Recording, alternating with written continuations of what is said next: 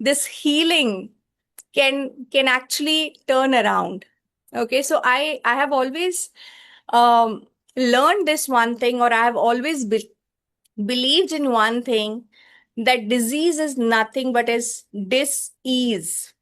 There is something which is not at ease in your body. That's the reason, right? And something, people think that, okay, this is something spiritual, something to do when you have time.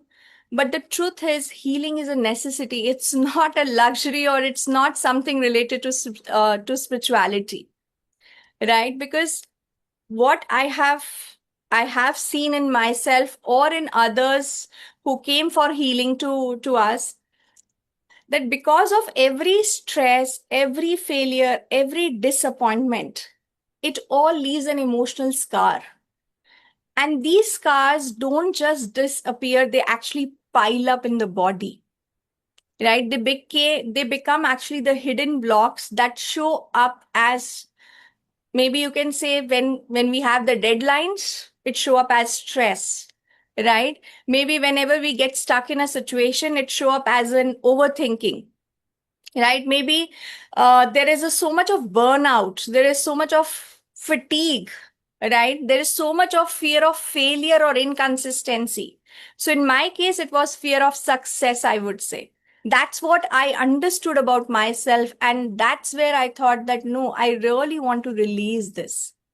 So when I worked upon myself in those 30 days, I actually released all the emotions that got stuck, not for 1 week or 2 weeks or few months. It was, I think it was stuck in my body from a very long time. But I've never ever, right, given it any attention, or I've never ever released it.